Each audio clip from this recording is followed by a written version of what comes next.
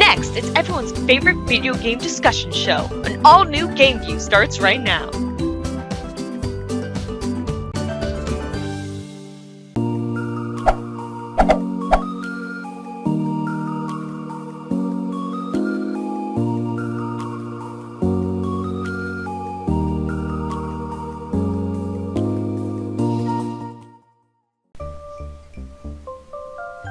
Hey guys, welcome to GameView for April and May 2018. As usual, I'm Scott. And I'm Roxie. And we're back with more of the latest information on Nintendo's news and announcements and all the fun stuff you guys love to talk about. So, up first, we are going to talk about, I guess, the main releases for the Nintendo Switch and 3DS over the past month and a bit. Roxie, you want to take it away? The games on the list that we have, we're going to include from April, since we didn't do one for that month, and May. We have Donkey Kong Country Tropical Freeze, which is a Wii U port, Shin Megami Tensei Strange Journey Redux for the 3DS, Hyrule Warriors Definitive Edition for Nintendo Switch, Mega Man Legacy Collection 1 and 2, Nintendo Labo, and South Park The Fractured Butthole for the Nintendo Switch.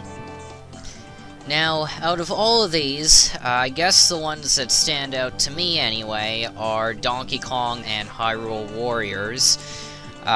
Interesting how they spaced out the release dates of Donkey Kong and Hyrule Warriors over 2 weeks. It seems pretty close together, but yeah, it seems like this is the month of ports. What do you think? There's a little bit more than ports. It's just 2 doesn't make it a port. Well, I don't know. I guess you could count Mega Man Legacy Collection 1 and 2. But those are more like remasters over ports, I guess. But the only games that stick out to me would be Strange Journey Redux, Mega Man Legacy Collection 1 and 2, South Park. I'm more excited for Strange Journey Redux, since I never played the original Strange Journey, and this will be a great way to bring myself to play it.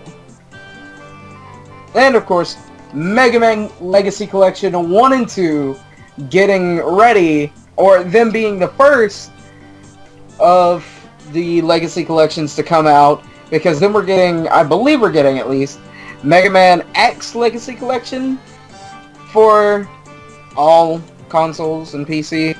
Yeah, it's an interesting set of games, at least for this month anyway. I mean, again, nothing that really strikes my personal fancy, but have to give credit to Mega Man. I haven't seen that for a long time, and now it seems to be coming back into the limelight here. Well, we do have Mega Man 11, I believe, coming out later this year. Yeah, that's true. Now, of all of these, I do need to shed some light on one thing in particular, and that is Nintendo Labo, which was released last month. Don't know if we have the updated sales results on that just yet, but I know roughly about a week after release, it had only sold through about 33% of its initial shipment in Japan.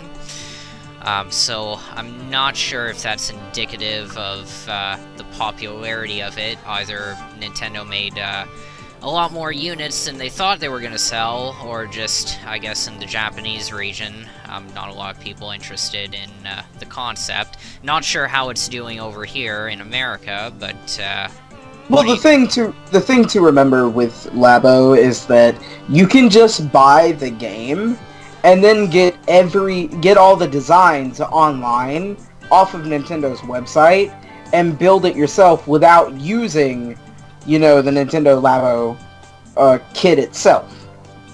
Yeah, that's true. And I have seen a good amount of stuff from Nintendo Labo over on YouTube, and there's a lot of the stuff involving piano, and it's really neat.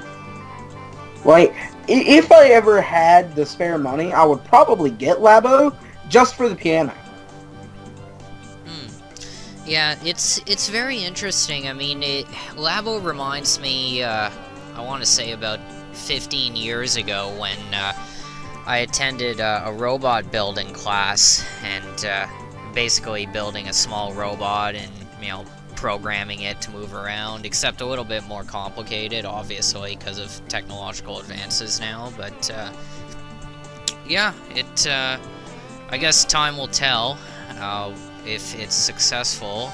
Anything else you want to note on any of these games? Not really. Not these games in particular. Okay, so, other than the games list here, we do have some other interesting topics to talk about, so you want to preface each of these real briefly, and then we'll get into the meat of it?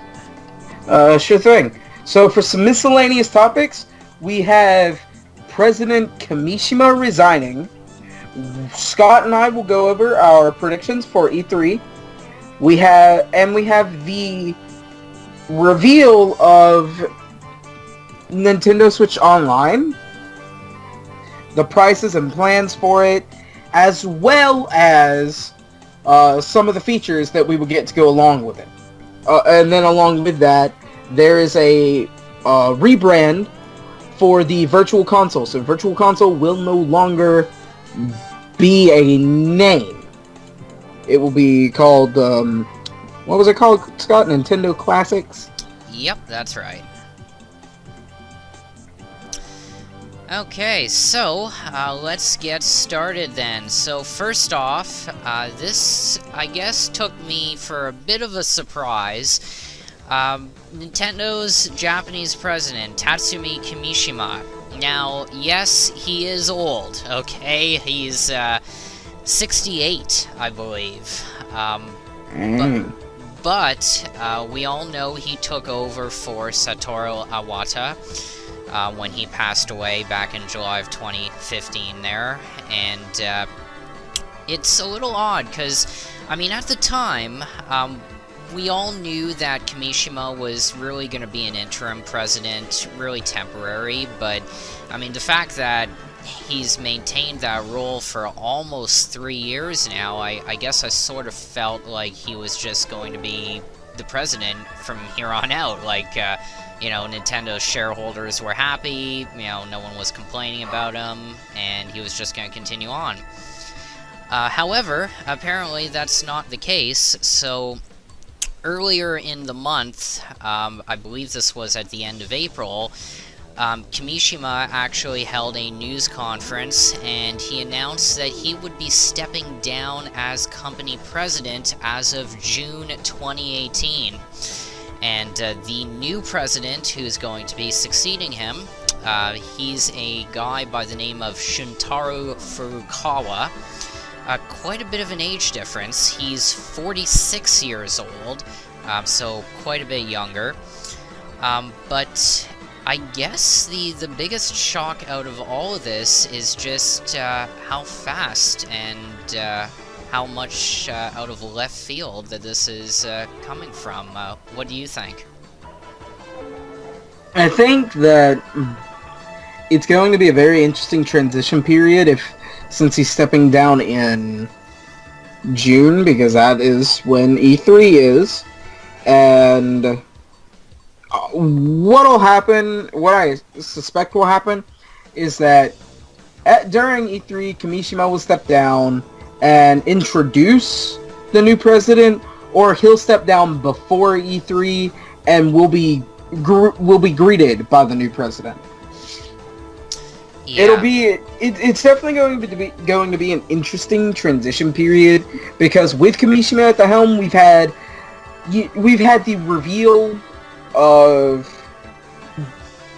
sort of like the GameCube era styles games for the Switch. We sort of like felt, at least to me, it felt like we were going back to that age of the GameCube where we had like just a lot of fun games.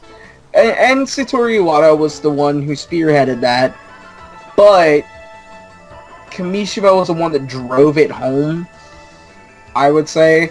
And so, the new president, we can only hope that he will he will keep that going, because right now this is what we're impressed by. This is what we like and what we want. But change can always be a good thing, but it can always be a bad thing. So it's just it's just something to take with a grain of salt. And it's something to, I guess, keep an open eye out for.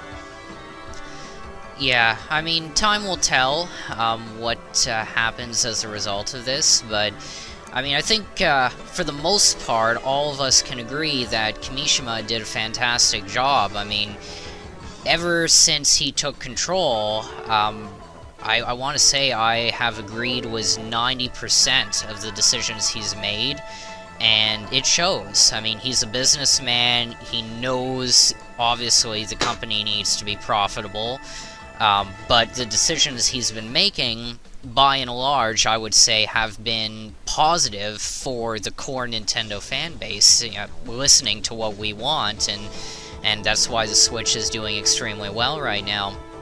As far as this new guy goes, it's hard to say. I mean, a couple of interesting tidbits here. So, as you guys may or may not know, Kimishima was actually the president of the Pokemon Company back in 2001. This is going back a ways here, but it is interesting that, you know, he went from the Gold and Silver and Coliseum and XD days to now being president of Nintendo in Japan there. The guy who's succeeding him, Furukawa, he's also worked at the Pokemon Company. He actually knows how to speak English pretty well, which is a very interesting tidbit here, because up until now, like even in Iwata's case, I mean, he knew a little bit of English, but he wasn't really that fluent in it, whereas Furukawa can probably hold his own in an actual English discussion, so that's pretty good. Now, there are a couple of other things that I did want to mention too, sort of give us an idea of where we're headed.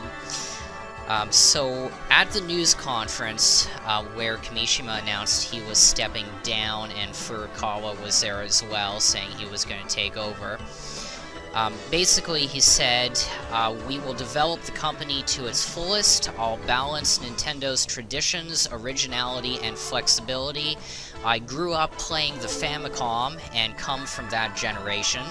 Now, as a member of management with Super Mario's creator Shigeru Miyamoto, I have a lot of respect for him. However, on the other hand, with this new job, that just can't be it, so I expect to say what needs to be said in order to run the company.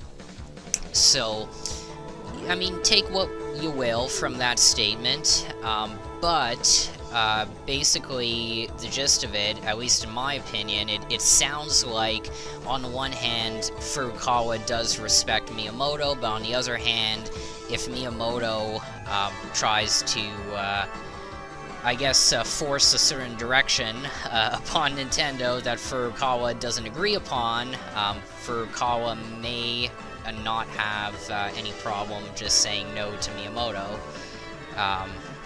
Anything you think of on that note?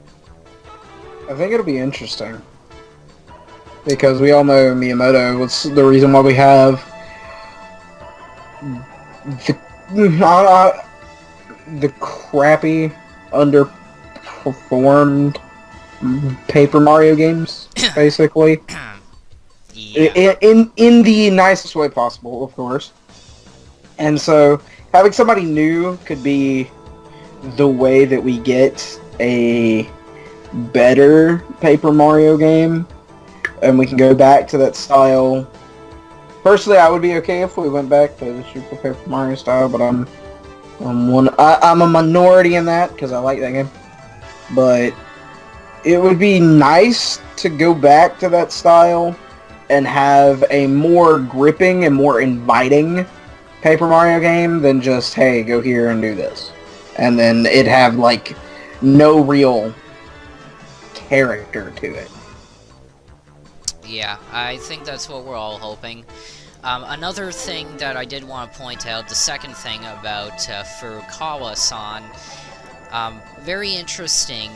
I don't know his full background, just because details on him are very few and far between, but apparently he joined Nintendo back in '94, and like I mentioned, he worked at the Pokemon Company. He was the outside director, also managing executive officer, and worked as a supervisor for Nintendo ever since about 2016.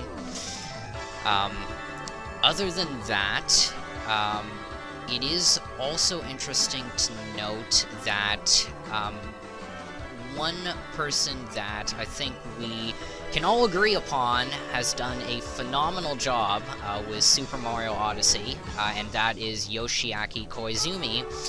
He's actually been appointed as a board member in Nintendo, so yeah, I mean, I have to give him credit, and we'll see how that works out in the future. Also, one other thing I just want to touch upon before we move on to the next topic. Kimishima wasn't the only person resigning. Nintendo of Europe President Satoru Shibata is also resigning. And as of, I believe, today, Nintendo of Europe still hasn't announced who's going to replace him. There is no telling. Yeah. So, long story short, even with all these shakeups, I think, like I said, I mean, time will tell if Furukawa continues down the path Kimishima set out, and hopefully he does, because, like I said, I haven't had a lot of problems with what Kimishima's been doing, so if he follows down that route, then I think we've got some pretty good times ahead. Anything else you wanted to say on this?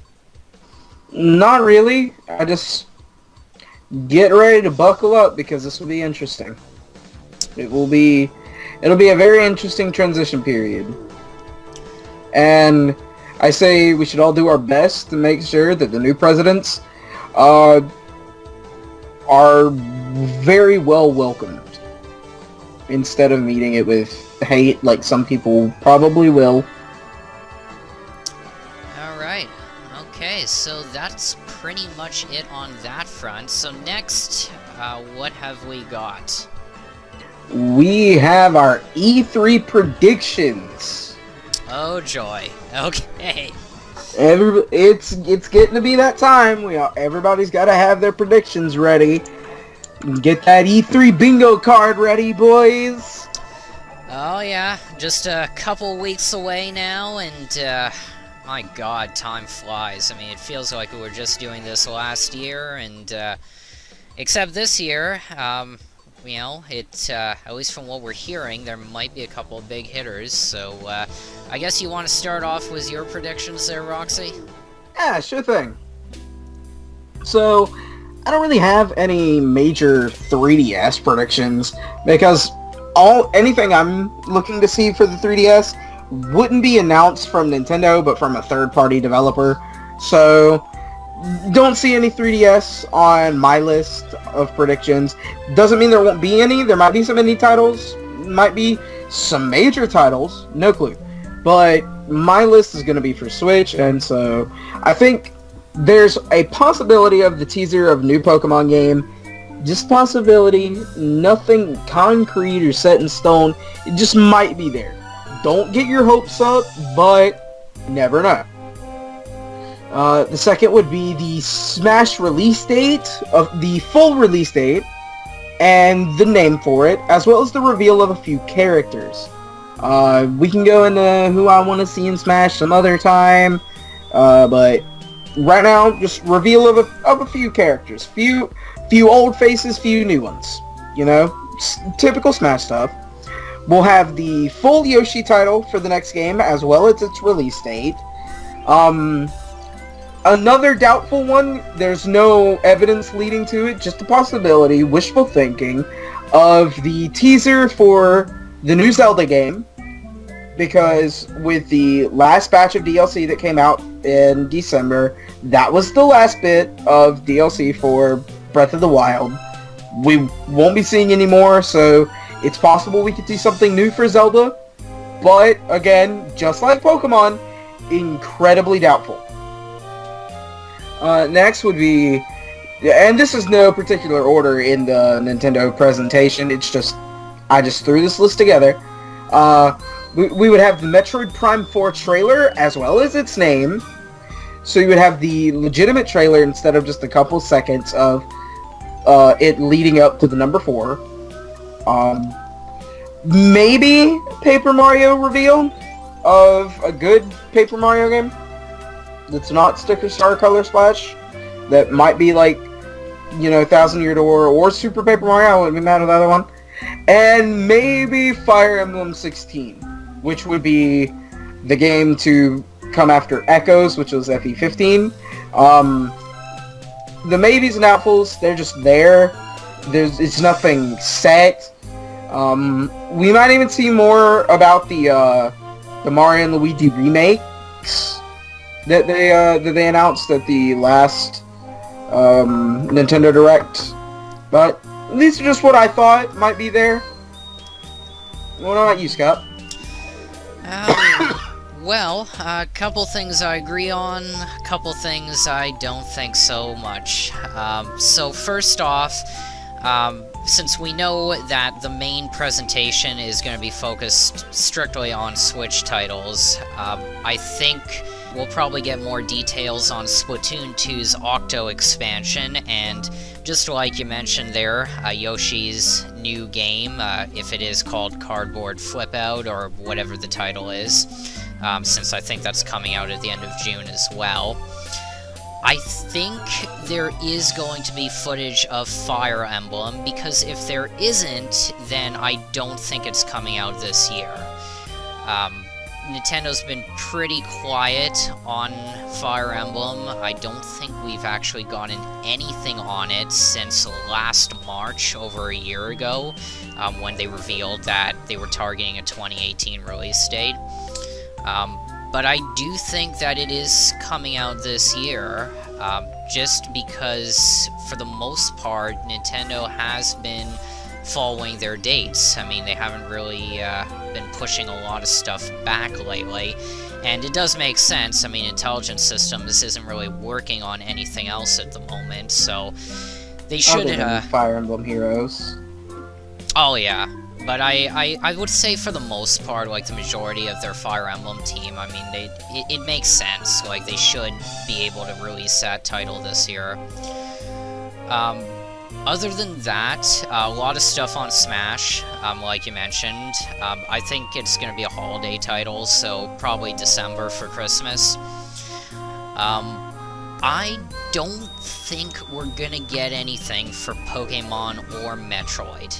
And I could be wrong, but Pokemon, I feel like that should be reserved for its own Direct. I can agree with Pokemon, that's why I said it was very, very doubtful. But for them to show and tease Metroid Prime 4 last E3, and then not show anything at all for this one after a full year of us knowing about it, that would be a very, very low blow, as well as them just showing that they want to ignore Metroid all over again. Yeah, I see what you mean. I don't think they're gonna show it because, and again, we don't know how long it's been in development for, but I just have a feeling that we won't actually see it until 2020. So, I mean, if it is far enough in development that they are targeting a 2019 release, then yeah, I agree. I mean, they would definitely show something here. But if I am right and they're looking at more of a 2020 release, then we probably wouldn't see it until next year. Other than that, as far as surprises, I don't really know. I mean, the only thing I could think of is maybe, slim chance, but maybe they'll announce something related to Animal Crossing. That could be possible.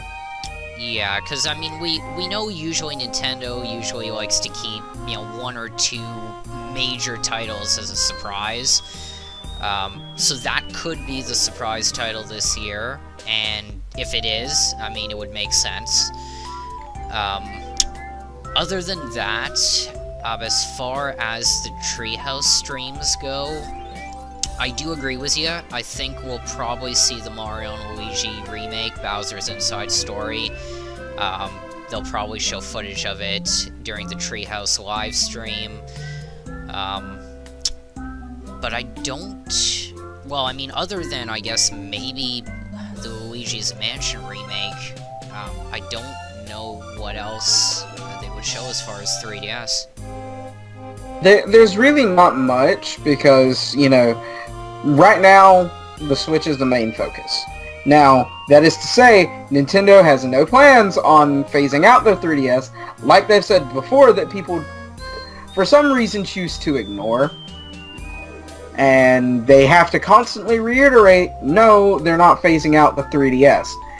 They just want the Switch to be the primary focus right now, so there will be a more sizable library of games.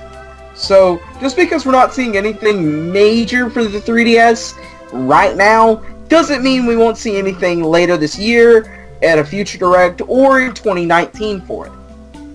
Yeah. This, actually a good point that I should bring up before I forget here. This was actually brought up at a recent meeting, too. Basically, you are right, Nintendo confirmed that they are going to support the 3DS into 2019 and beyond. And the main reason they gave for that, and I actually got this right from the beginning, months ago, was basically price point.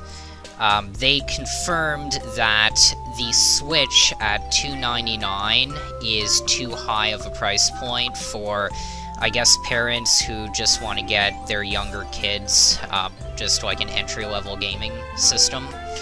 Yeah. So they don't foresee the Switch's price dropping anytime soon, but at the same time, they need something cheaper, and for that reason, that's why they're continuing on with the 3DS. However, well, like I said before, it was they're continuing to do the 3DS because it's easier on parents. Yeah. Because of the price. Now, I do have to add something that is interesting to note here. At that meeting, they did mention that at some point in the future, if the Switch goes from a 1 per household console to a 1 per person console, then at that point, they would be looking at reevaluating whether they would continue with the 3DS. But, I mean, we're obviously looking at years down the line, because... That would make more sense. Yeah. Mainly because, right now, as it is, the Switch isn't really a per-person console. If you are in a family, your parents or your kid, you're not gonna have, like, a Switch for every person in the house. There's gonna be the one Switch, and then a per-person 3DS. Yeah. And, well, I mean, unless you're a millionaire, right? I mean, if you can afford shelling out, you know, $300+ on, like, 4 or 5 Switch systems, by all means, go for it. But, yeah, I don't think you're gonna see something like that until years down. Maybe 3-4 years from now, when they can actually drop the price, like, maybe to $199, then, yeah, it would make sense. But... At the moment, anyway, I think they're just gonna keep things going the way they are. Yep. Okay, so, that's it for the predictions. I'm just gonna leave off on one last note. you keep getting my hopes up for a Paper Mario game. You do realize that, right? Every time, buddy. Every single time. But think about it. Think about it. Every time I bring your hopes up, I'm also bringing mine up. Look, I mean, at some point, it is gonna come out. Look, I still hold true with my prediction. I mean, I still think it's coming out in 2020. I mean, if they come out with one in 2019, that's actually a good one for a change, and by all means, that's great, but... You know, I still think we're a year and a half away from that. But anyways, moving along, what's the next topic of the night? The next topic is the Nintendo Switch Online paid service. Hoo boy, this is interesting. And interesting in a good way. Because everyone, you know, nobody likes paying for online, but... consoles have been doing it for years. PS3, 360. It is not a foreign concept. Now, it is new for Nintendo, but with how Nintendo's pricing it, man, screw Sony and Microsoft. Can you agree, Scott? Yeah, I mean, I can't really argue against the price. I mean, it's, I think they needed to give a lot of thought into this, because, I mean, if they did come out with something that was, like, 60 or 70 bucks per year, then, nobody would get it. Nobody except those who are well off and can consistently afford it. Yeah. Now, let's just talk about, you know, let's go on ahead and get all the pricing stuff out of the way, because, you know, everybody's going to wonder, how much is it? How much is it? Even though we've known for months... for the individual memberships, for 1 month of Nintendo Switch Online, it is $4. That's right. For a full month of Nintendo Switch Online paid service, it's $4. That's dirt cheap. It really is. For 3 months, it's $8. And then for a full year, for an individual membership, it is $20. Compare that to the $60 you have to pay for Sony and Microsoft, it blows it out of the water. And then, to step it up, there is a family membership, lasts for a full year, $35.99. $35, 15 more than the 12 months for individual membership. However, there's a thing to this that makes it, if you've got friends with a Switch, or if you have families, members with a Switch, it's really worth it. Because while the individual membership is exactly that, one per each Nintendo account holder, the family membership allows 7 other people to join a family group, and every member in that family group, that would be 8 people total with yourself included, get to have access to every single feature for Nintendo Switch Online. Honestly, it's the best deal. It really is. Yeah, I mean, you won't get an argument from me. Look, I mean, I've still seen people online complaining about the price, and for that, I mean, I don't know why, other than to engage in a flame war, but, yeah, I mean, for all the online features you're getting, and we'll delve into that in a little bit here, yeah, I can't really argue with it. I mean, they priced it very affordably. Makes sense, because at the same time, right, Nintendo has been budget-friendly, especially when it comes to stuff like Pokemon Bank and all that. But yeah, I mean, for their first go-around at this, I can't really complain. I can't either. Like, initially I thought I was going to be upset when they told us that we were going to have to pay for online service. And then I remembered, it's Nintendo. They're the people who made Pokebank $5 for a whole year. Yeah. Like, if it's anybody you should trust with, like, paying for online service, it's Nintendo, because they're not going to rob your wallet. Unlike some other companies. Wow, I really have to get rid of this cough. I know, right? Yeah. So why don't we go into the features a little bit more here? Alright, for first up, we have the online play.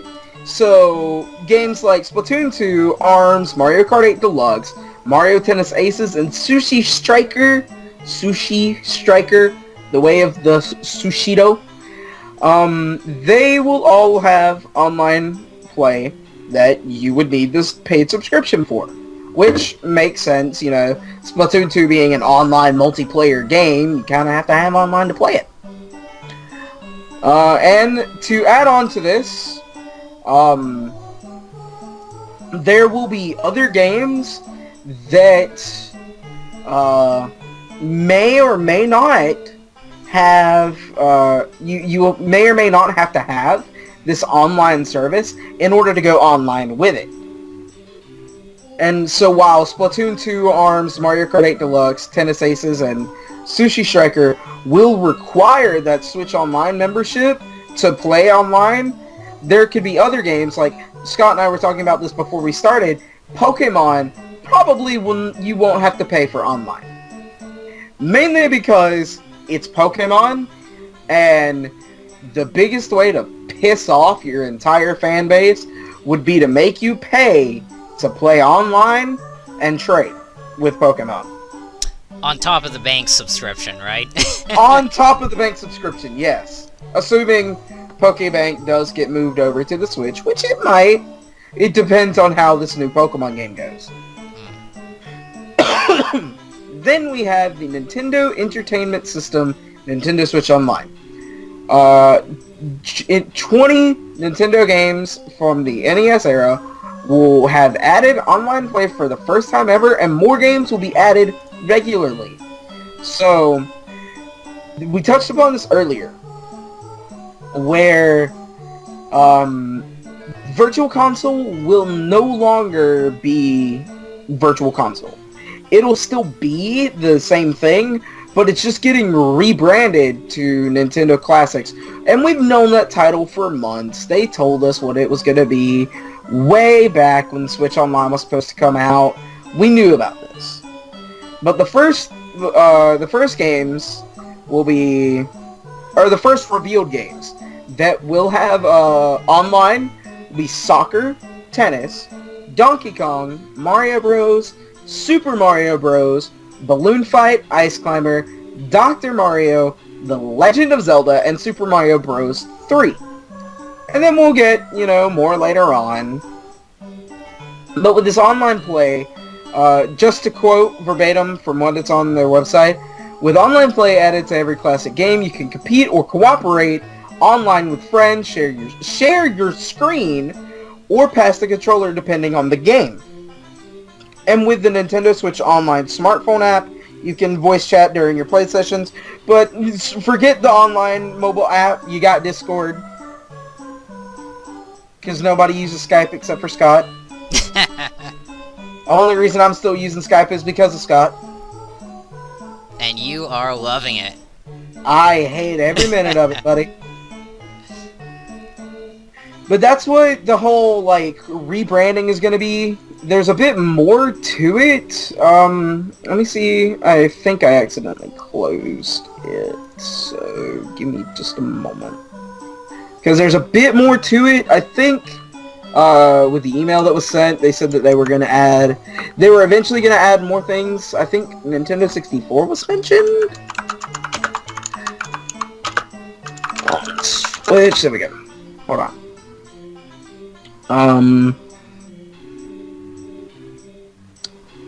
In the meantime, do you want to bring up anything about the games that we'll have online and how online is going to work?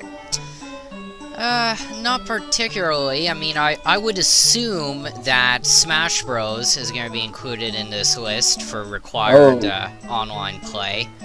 Oh, definitely. Other than that, I'm not really sure. Like, if they come out with another Mario sports game, like, what was the, Tennis Aces? Yeah, not tennis, but what was it, the soccer game that came out on the GameCube? I got no clue. I forget what it was called, but,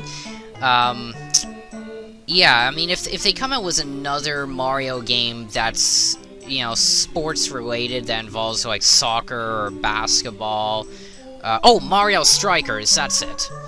Then I can see them adding that to this list, too. But yeah, I mean, I would say, as far as, like, individual titles, like, again, we don't know all the details, but maybe when it comes to, like, third-party ports and that type of stuff, maybe it depends on whether the developer or the publisher actually wants to restrict it, or, you know, maybe it'll just be based off of the title, but, yeah, what I think is really neat is the way they're incorporating the Virtual Console titles with, basically the NES Classics. I mean, not just having them, but giving you the opportunity to actually play competitively and cooperatively with other people around the world, because, I mean, you know as well as I do, like, with the Virtual Console, usually up until now it's just been, okay, it's an older game, you play it yourself, or you play it locally with a friend, that's it. Now, being able to play it over the internet, I mean, that's gotta be a big change. Oh yeah. What I was talking about, it was referring to the other consoles, so ignore the thing about the 64. But you could I wouldn't be surprised if they brought 64 games into this Nintendo Classics brand, at a future date, at least. Yeah. Because right now, they're just wanting to get their feet wet, they want to get the online service going, so they don't want to overwhelm everyone and basically just obliterate everyone's wallet. I think everyone's wallet has mostly been obliterated already. Oh yeah, it sucks if you're a fan of more than one company, too. Yeah. Oof. But there's a lot that will, there's a lot that'll happen. Now, I do want to get into the next thing here, because I do have to apologize for this, because I mentioned this a couple months ago, and I was actually wrong about this information. I thought that if you had a micro SDXC card inserted in your Switch, that the save game data would actually be saved on the micro SDXC. Right now, apparently, that's still not the case. There's no way to transfer the save data off of the Switch's internal memory. So if your Switch stops working, you're basically out of luck. So that's... Send it to Nintendo. Yeah. So this is why I'm really happy. A lot of people were clamoring for this, having save data cloud backup. So, you can save your data online. Again, we don't know all the details of it yet, but there is going to be some way to back up your data, which is fantastic! Exactly, it really is. The way I see it is that it's probably going to be like every other thing in the world, where when you want to back up your save data, you go to settings, or you go to whatever app gets put on your Switch to back up your save data, and it'll back it all up. I think it's really important, considering, well, I mean, if Breath of the Wild is any indication, I mean, if I lose my 300 hours of progress, I'm not going to be a happy camper. You would not. You have more hours than me in that game. I know. That's amazing. Alright. I guess that goes to show how much I enjoyed Breath of the Wild. Well, look, I mean, anything that you spend, I would say, like, over 40 or 50 hours on, I mean, you want to have that data saved, and up until now, right, it hasn't really been a huge problem. Like, even if you think, you know, the N64, the GameCube, the Wii, the 3DS, you know, saving the data on the memory cards or on the physical game cartridges themselves. But the Switch, I mean, there's no option for it, so if they hadn't announced some way to back up your data, then, you know, if someone, you know, accidentally drops their Switch on the floor, it stops working. Oops, that's it. I mean, not only are, you know, all of your, That'll be game over for you. yeah. Other than that, was there anything else announced on this? There's the Nintendo Switch Online app. You'll have more access with it. There will be more added to it that you can use with it. It's inconsequential because the Nintendo Switch Online app is garbage. Don't use it. If you want to play Splatoon 2 with your buddies, use Discord. It's actual trash. And then there's also special offers, which we will get later on. Nintendo will periodically update us with that. Nothing we really know of. Okay. There are a couple of other things that we should go over as well, I guess. So, just in terms of what we do know about the new Nintendo Switch Online service, basically, and this is the good news, like we already touched upon, if you go with the family membership, then pretty much everyone, or at least every user account on the system, will have access to the online service. Starting, I believe, May 15th, so a little bit earlier this month, you can actually create your own Nintendo account family group on the Nintendo website in the account settings area. So you can create up to 8 accounts for... Yourself included. Yeah, that's true. In preparation for the launch in September. To better explain that, let's say, let's say you're a college student with a Switch and you play online a lot, and let's say you've got 7 other friends who also have a Switch, and they play online with you, or they have online games or whatnot. You could all chip in. One person could spend the $35 to buy the family membership, and those other 7 could be included in that family group with you, and everyone would have access to the online membership. So if you got like a community or really good friends, it's really worth it. Key word in that sentence: everyone. Big keyword. All right. Have it put in bold letters.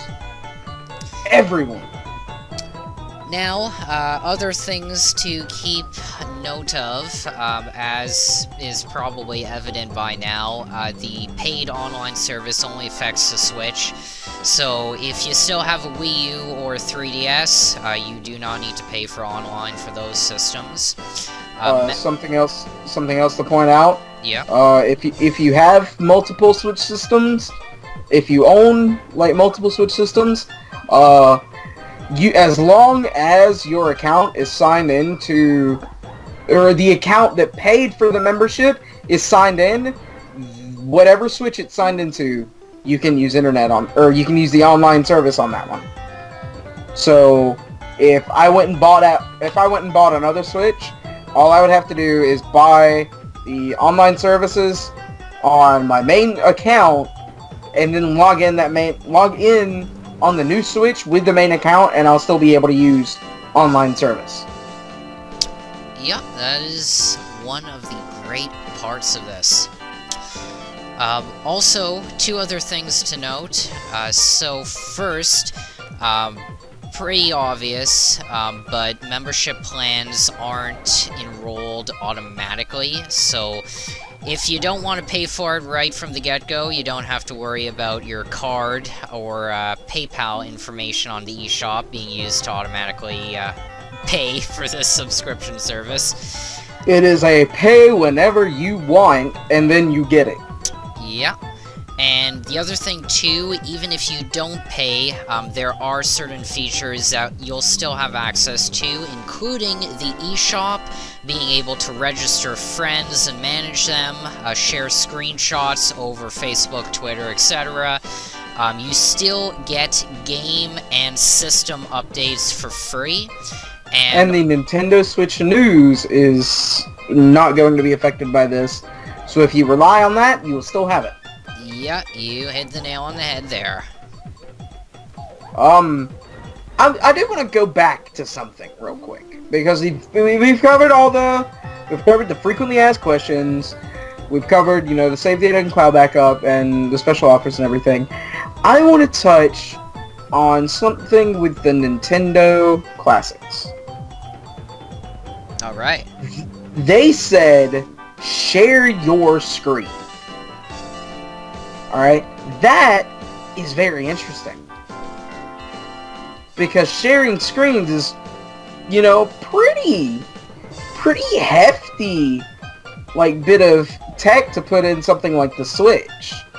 So being able to cast your screen to a friend's, that would be very interesting and could lead to further things like streaming on the Switch or recording YouTube videos, recording any kind of video that's not 30 seconds, but full length 15-20 minute videos or longer directly onto the Switch.